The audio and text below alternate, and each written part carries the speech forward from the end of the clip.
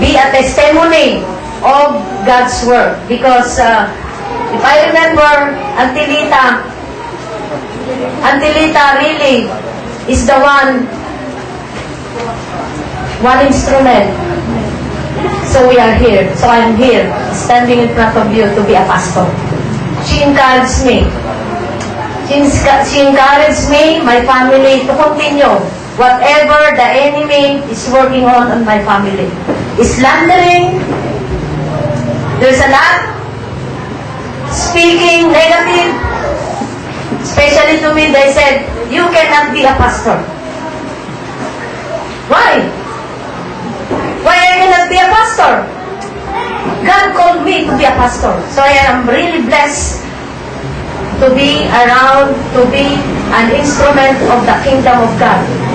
I owe Pastor Boy. Pastor Boy is the one who encouraged me, teaching me on the Word. And I am really thankful that me and my house and my family are serving our Lord Jesus Christ. Hallelujah. Amen. Praise the Lord. Hallelujah. So, mga kapatid, minelwelcome po kayong lahat sa gawain ng Panginoon. Amen?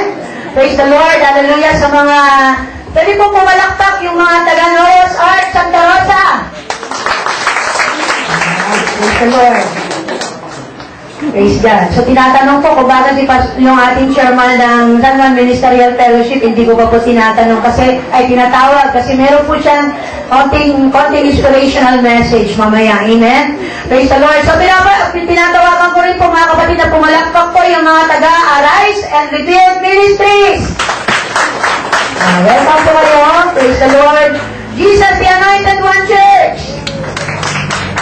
Praise the Lord. Hallelujah. Jesus Christ the Deliverer Church. Praise the Lord. Purihin ang Panginoon. Praise God. Ano pa hindi ko natawag?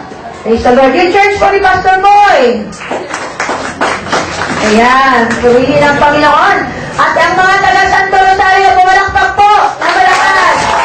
Praise the Lord. Purihin ang ating Panginoon. Praise God. So tayo po ay dumako na po sa mga different presentations. So mga ganito, tinatawagan ko po si Brother Benjamin. Now, may we call on the Lord of the Harvest Children's Ministry for their presentation. Bigyan po natin ng masigabong palakpak ng Panginoon.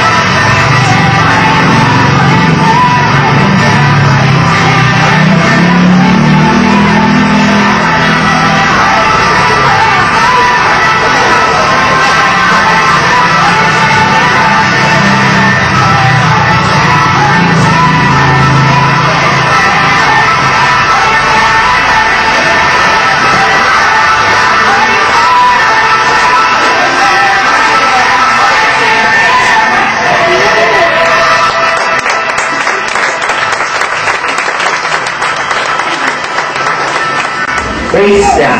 Bigyan po ulit natin ng isang palakpak ang Panginoon.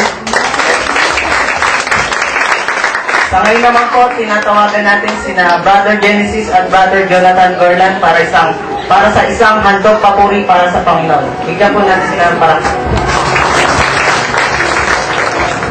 Good afternoon po to everyone. I would like to thank God because we are here and we are so blessed because God had called us, and I just want to dedicate this song to our God and to all of you.